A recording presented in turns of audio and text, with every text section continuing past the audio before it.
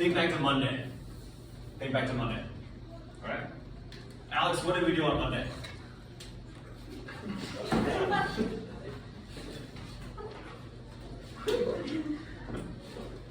What did we do on Monday, Alex? We did figure out like the sides of triangles and angles. I love it. What kind of triangles did we do on Monday? We did I think right triangle. Right triangles. Excellent. Take 30 seconds and to yourself, read this objective to yourself in your brain.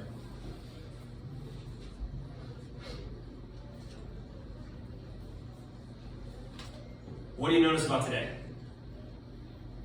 Non-right triangles. Non-right triangles. So today, we're going to have to do a different strategy than what we did on Monday, where we did SOHCAHTOA. Alright? So you'll still see sine, right? But in terms of our SOHCAHTOA usage, that's going to be nothing. Now, let me show you how this law of sines came to be a thing. So that's what we're going to be using today. So let's focus on this triangle. Think back to Monday, all right? This is angle A. How do I know it's angle A? Excellent. There's a reason why. It's a capital letter. Well, Jonathan, it's a capital letter A, right? So when I look at labeling, all right, I want you guys to go across the triangle, and what is that side length going to be? Lowercase a. Nice. You guys already know lowercase for side length. Let's do the same thing for the other two angles. All right, here's angle B. I'm going across the triangle. Lowercase b. Same thing with angle C over here. Now, something different from what we're doing here, this is just our proof. All right, the ones that we do, the triangles that we make, will not have this bisector. Okay, so I want to make that for the proof because we're going to be looking at two triangles that have right angles. Okay, so let's think back to what we did on Monday. We have the sine of angle A. All right, think of SOHCAHTOA. What do I think of for sine? Enzo, what do I think of for sine if I'm thinking about SOHCAHTOA? Opposite over hypotenuse. Excellent. Okay, so what is going to be my opposite side? H. And what is the hypotenuse for this smaller triangle? The hypotenuse for this smaller triangle? C. C. Nice. All right, let's do the same thing for angle C. So here's angle C.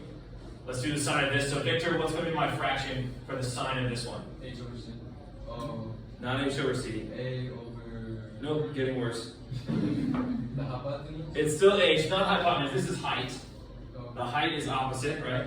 Over the hypotenuse, which is A. Okay? Now do some algebra to isolate for letter H. So I'm going to move over this C and move over this A.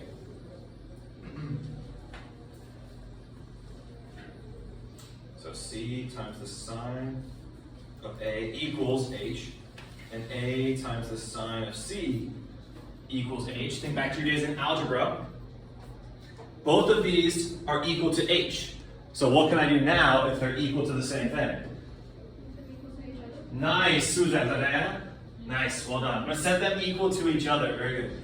So C times the sine of A equals A times the sine of C. Now I'm going to do one more algebraic step. All right, this is where the magic happens. I'm going to divide both of these sides by C times A. All right, so my side lengths, watch what happens when I cross out.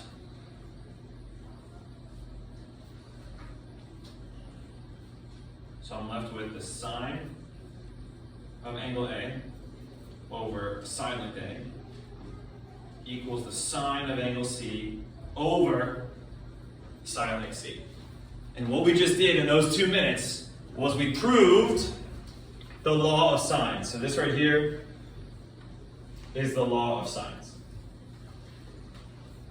Now you might be wondering yourself, why are there 3 up there in the table? All right. So that is the full law of sines, but when we actually apply it and use it to find missing pieces to triangles, we only need to use 2 at a time. All right. So you'll notice in the one that we proved, we just have 1 fraction on each side. Any questions so far? Joshua. Where did the C and A come from? Yes. Where did it come from? Like in my algebra or in here? When you did divided them by C times A. Why did I do that? Because I'm trying to get this. I'm trying to prove that this is true. So if I take my side lengths and move them to the denominator, that allows me to create the lob sides. Right? Because the whole goal here is to prove for your brain of how this became a thing in geometry. Don't think that answered your question. Did it answer your question? Okay. I don't know. What do you want me to say? The reason I did this, or the reason I like to do these kind of things, is because when I was a student in high school, when a teacher would just like, all right, here's the law of science, and just go, I'd be like, where did that come from? So I was trying to show you that this comes from taking a non-right triangle, splitting it into two right triangles, using SOHCAHTOA to solve for it. So that's really what I was trying to show you. Can I explain? Yeah, go for it. So when doing algebra, the being divided by C and A doesn't come from anywhere in particular. It's just the numbers you decided to use or the variables you decided to use to reduce it to match the law of science. They don't come from anywhere when we divided it by C and A. You just decided to use C and A because that's what you needed to use to make it into the law of science. Like if this was D, E, and F, then all the letters change. Totally fine. Use whatever letters you want. Okay. All right, let's go to number one. Let's flip it over. Let's try to use this law of science, like actually apply it, to finding some missing pieces. So remember, you guys need to write small, right? I have infinite space, you do not, so make sure you're writing small. Let's do a quick sketch, all right? Now remember, this is a sketch, so it doesn't need to be, geometrically correct, all right? So some of you want to get an answer for something or be like, wait, that doesn't make sense. It's okay. It's just a sketch. So I'm going to do A, B, and C. And let's see, Catherine, what did they give us for our information in this triangle? Angle B is 35 degrees, angle C is 50 degrees, and side length B is 9. Excellent. Okay, now the moment I read a question like this, and again, this is not a right triangle, all right? So I'm going to eventually use the law of sines, but I don't need to use the law of sines yet to find a missing piece. You guys know what I'm talking about. Who knows what my brain is thinking right now, where I don't have to use the law of sines to find a missing piece? Who knows? Raise your hand. Who's got it? Joshua, what do you got? Triangles equals 180. Triangles equals 180 degrees? Say more words. And so you just add the two angles you have to find the missing angle for A. Because what happens when you add all the angles together? There's also add the two angles. There we go, that's what I'm looking for. Awesome. So if I want to find angle A, I can do 180 degrees minus, and you said add the other two together.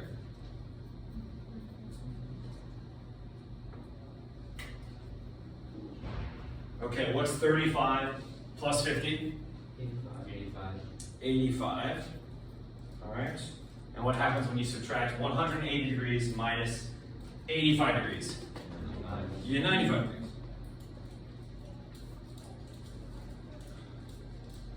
All right. So now we have all three angles. Right? And did we have to use the law of sines yet? No. All right. Well, now we are going to. All right. Here's the way that I always approach it.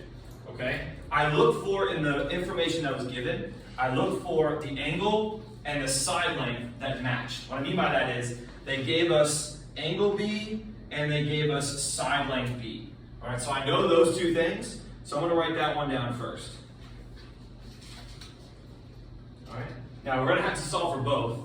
So should we start with A or should we start with C? Doesn't matter.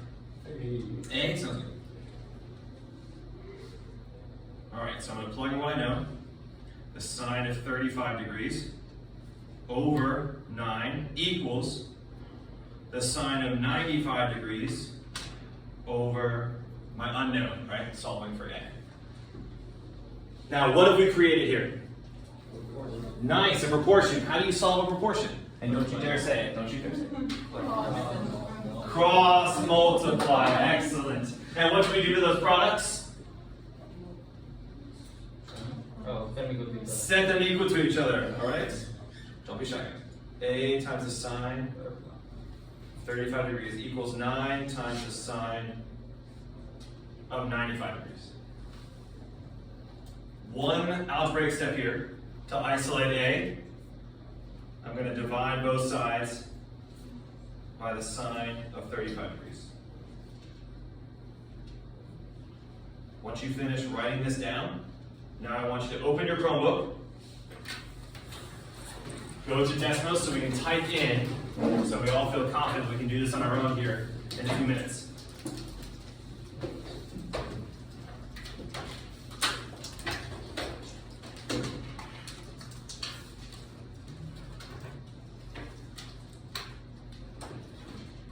All right, what's the very first thing I always do when I open this computer and go to Desmos? Make sure it's on degrees.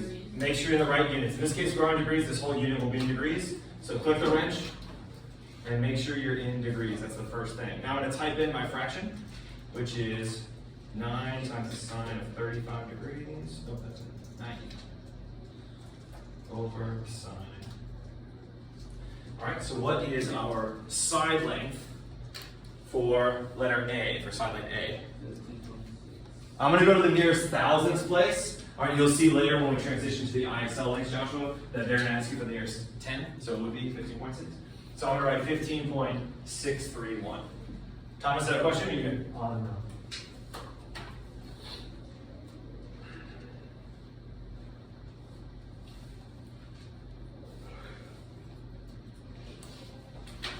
Everybody good so far? We're almost done. We've got one more piece that we don't know. We don't know side length C. And just like before, how I mentioned with this last law of sines, I'm going to use that sine of B over B again. All right? Technically, you could use the sine of A over A to help you find that letter C. But notice, what is our answer for side length A? It's rounded. So if you're going to use a rounded answer in your work before you round again, that will not be correct, right? Yes, it'll be very close, but technically won't be correct. So I would avoid, if possible, using the rounded ones. All right, so let's plug in what we know.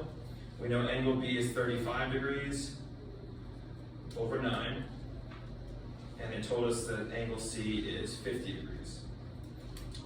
The work here is essentially identical in terms of the steps. You're going to cross multiply, set the products equal to each other, solve for your unknown side length.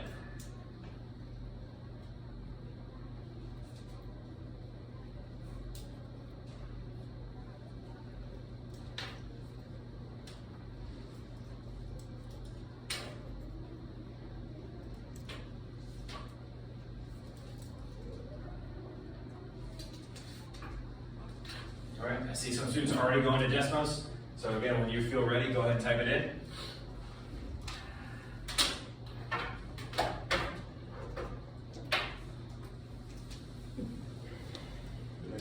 Bless you.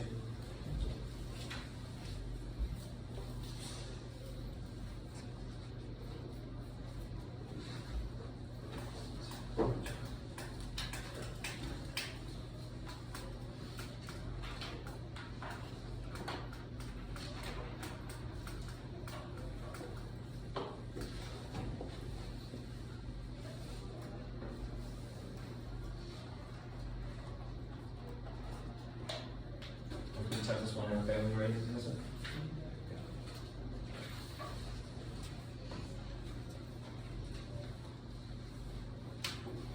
All right, so let's type in the fraction if you haven't already. 9 times the sine of 50 degrees over the sine of 35 degrees. Soy. 12.020.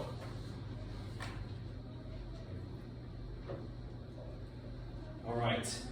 Are there any questions on number 1? No, you're good. Okay, so what I want you to do, all right, I'm going to leave this up here for reference. All right, but I'm going to have you guys move your desks as we discussed. So remember, Diego up to Jonathan, you guys can move your desks this way. Eric, yours goes there. All right. Alexander, your column, you're going to move your desk this way. Okay, thank you. And then Eduardo, you can move your desk behind next to David. Move your right there on.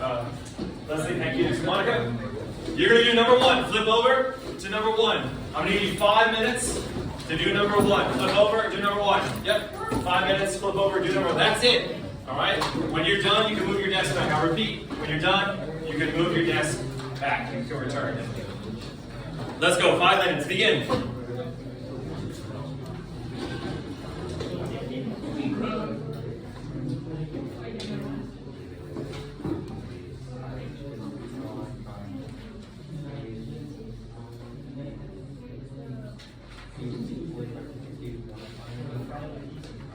Feel free to do your work into number 2, because when we come back, we're going to be doing number 4. So you're not going to be doing 2 or 3. So feel free to do your work down towards number 2.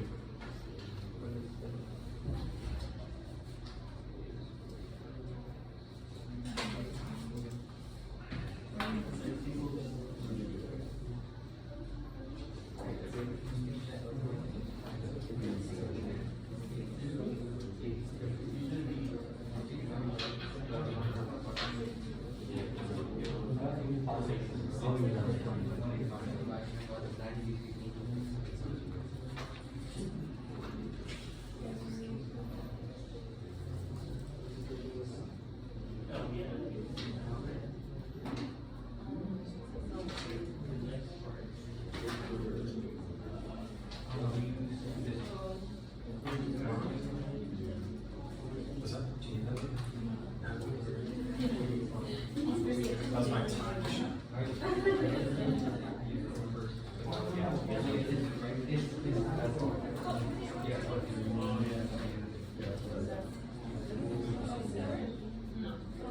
You know? Yes.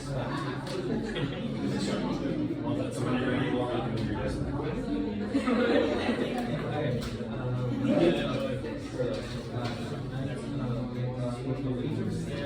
Remember, don't give your teacher a reason to take off points. If you're writing down the measurement of an angle, make sure it has that degree symbol, right? Don't give your teacher any reason to take off points. Make sure you have your units.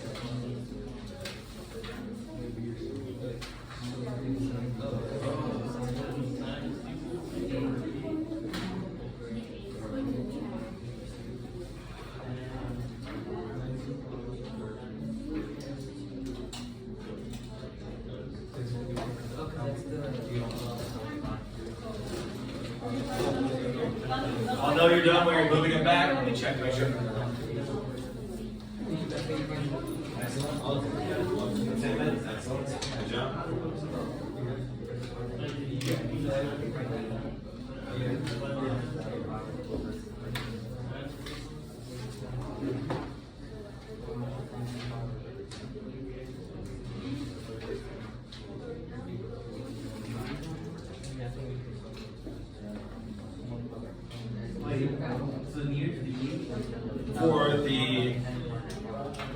For that one, it shouldn't matter for the degree because you're just subtracting whole numbers. All right, you'll see when we do number 2, we're going to use decimal times line degree, so yes, nearest degree. So when you do the side lengths, go to the nearest thousand.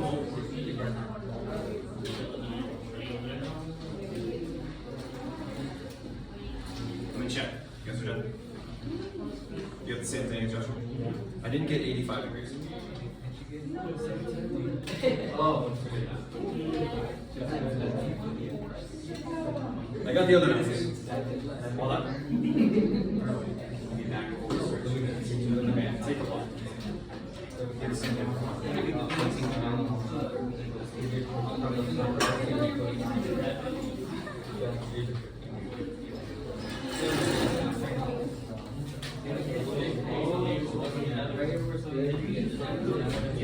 Man, you could have like warned me.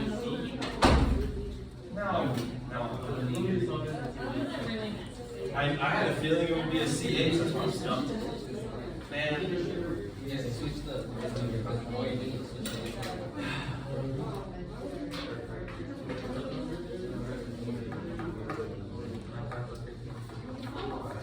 Let's see if you can wrap it up in 90 seconds.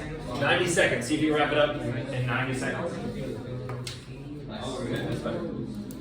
Got it? Excellent. Good job. No, leave the code open because you're going to need it for when we do number 2 together. Did you guys finish? Yeah, let's see.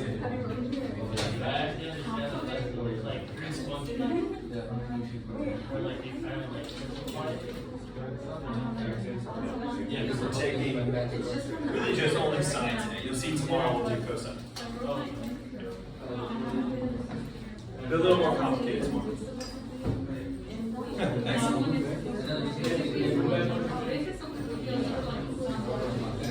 Thank you, Anthony. Let's see if I'm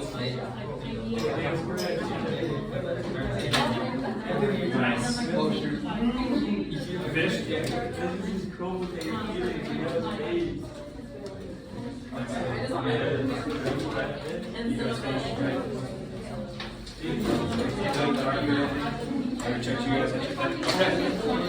right, let's return and continue. So flip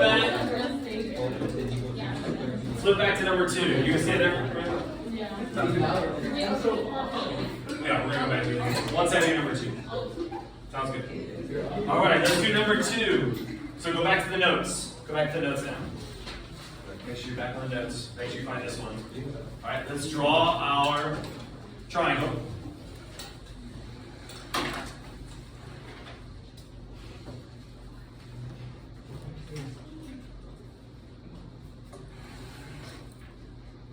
All right, so let's see. Alondra, what are they giving us in number 2? Side length angle, side length is 10. For A, yeah? Yeah, and then side length C is 7, and angle C is 30. Excellent. Now, Alondra, when you think back to the problem you just did, right, with your partner, right, how does this differ from what you guys just did? It gives us more side lengths, Awesome, and less of what? angles. Excellent. So notice on this one, we're only given one angle. So can I use that first step that I did with the previous problem where I can subtract all of them from 180? I cannot, right? I need 2 angles to do that. All right, so in this case, I gotta go straight to the law of sines. All right, so go straight to the law of sines, which, here's how I started. I'm given side length A, given side length C, and I'm given angle C. So remember, I try to match which ones do I have both of. In this case, I have angle C and side length C, so I'm going to start with that one. So the sine of angle C over side length C. And then what's my other piece of information that Alondra told me? I have side length A, so on this right side of this proportion, I'm going to do sine of A over side length A. Right? If you aren't like there yet in terms of like seeing which ones you need to set up, you'll try it, and if you guess wrong, you'll know because you'll have too many unknowns. Right? When I solve this, I only have one unknown. But if you were to use B, you would have had more than one unknown. You can't solve when you have more than one unknown. Okay? So if you're having trouble with strategizing, it's okay. The work will tell you. All right, so sine of 30 degrees over 7 equals the sine of angle A, which I don't know, right? I'm trying to find it. Over 10. Let's do the same cross products, just like I did, so nothing's different yet. So I have 7 times the sine of A equals 10 times the sine of 30 degrees. But here's where we have a difference. What algebraic step am I going to do now? Divide by 7. So that is different, right? In both of the algebraic things that we did in number 1, we divided by the sine of an angle. So in this case, that is a little bit different. So I have the sine of A equals 10 times the sine of 30 degrees over 7. And I'm just going to take a moment and pause for a second here, especially Leslie catch up. Sorry, Leslie. All right. But when you're looking at this, we're trying to solve for what? Eric, what am I actually trying to solve for? A. And is that a lowercase a or a capital A? The big A. Capital A, right? And what does that tell me about that? It's an angle. It's an angle. So when I go to my technology, all right, if I do what I did before where I typed in like sine of an angle, I don't have that angle, right? I'm trying to tell the computer, give me the angle. So actually, do you remember what function we use to go backwards? Sine to the negative first. We use the inverse. So we have A equals sine to the negative first power of this fraction. We're telling Desmos, hey Desmos, I've got the ratio, all right? I've got what the sine of this angle is equal to. I need you to tell me what that angle is, all right? Because there's an angle out there that when you take the sine of it, you get that fraction, all right? Now, a couple ways to do this. You could, go to the functions, or I just like to type it in. Hit Shift 6 to get to the exponent if you need that.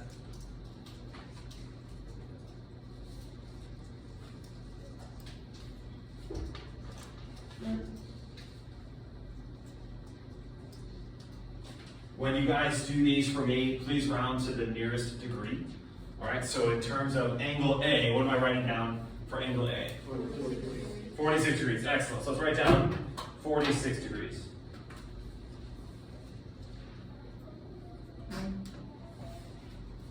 All right. Now, when you're doing problems like this, where you're only given one angle, once you find that second angle, now what can we use? That all the angles in a triangle must add up to 180 degrees. So now, right, I'm going to take a pause on the law of sines. I don't need it for this step. So to find angle B, I'm going to do 180 minus the sum of my other two.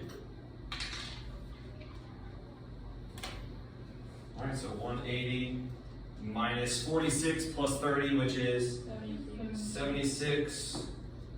And when you subtract that, you get 104.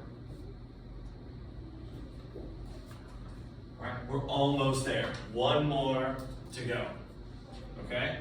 Now we need to find side length B. And just like I did before, I'm going to go back and I'm going to be using my original information. So I actually write down the sine of C over C first. But now I'm trying to find side length B. All right, so let's type in what we know.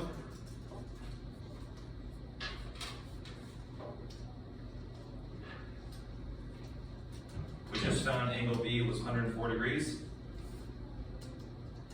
And we're solving for side length B. So when you're doing problems like this, once you jump back in to find that last side length, it will feel like pretty much most of the work you did in the first problem. All right, so let's do our cross products.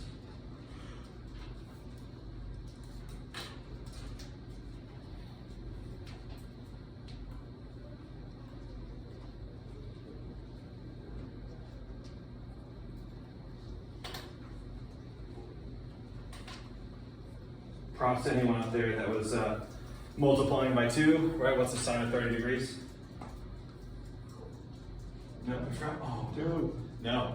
What's it? It's 1/2, right? So dividing by 1/2 is the same as multiply by 2. Go to decimals when you're ready.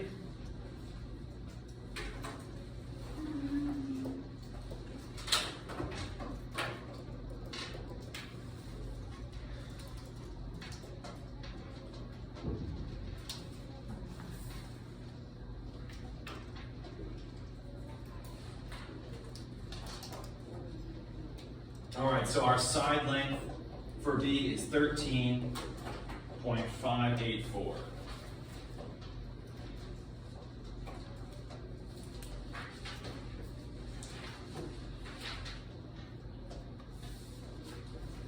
Any questions about number 2? Hopefully you see the process very similar, right? It's a little bit different, especially the most challenging one are the ones that, or the question where most of my students have issues, if they do have issues, is finding that first angle. All right, so make sure you practice that here in a moment. Any questions before we do that? All right, let's move our desk. Move our desk back to the spot you just were. Flip over and do number 4. Flip over and do number 4. Give you 5 minutes for that. Then we'll do our last thing.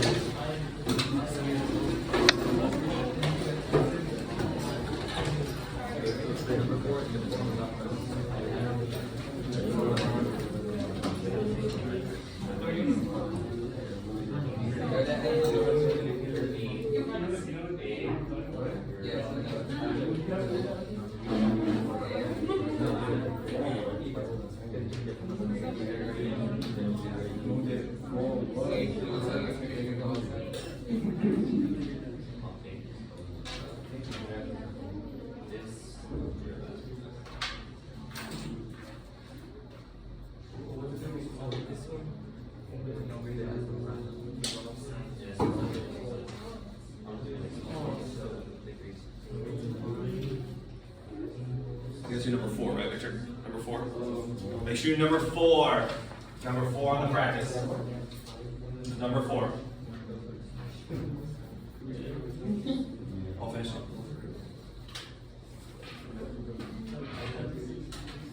That's what I got. So, wow, the next thing we're going to transition to for the last 15 minutes or so in IXL.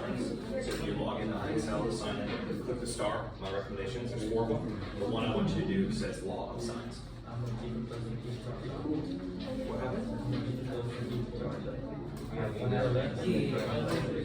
Okay, alright, well then. This, and you don't need, well, you need it, maybe he can do it if he's got more charge. Where are you going from?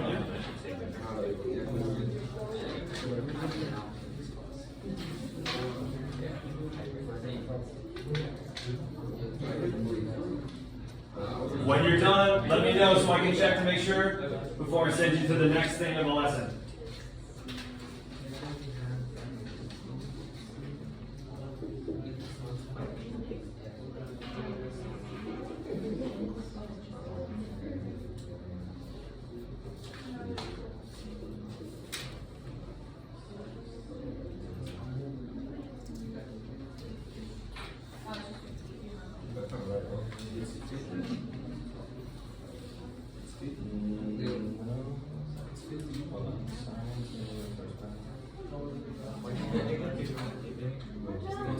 Yeah, so I think it's doing 95 times 10 instead of 10.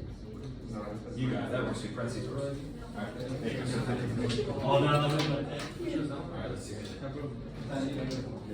Excellent. Okay, so now you can move your desk back or stay there, your choice. Go to IXL. There's a link on there that says law of signs. Alright, so if you sign in, you know how you click like recommendations? There's 4 of them, but the one you're doing is in law of signs. Okay? Or if you have English later, you know your juice. That's what David told me. He said, no, I'm not going to do that. I was like, okay, no problem. You can work on your choice, because I know it sounds like you're writing an essay. So good luck with that.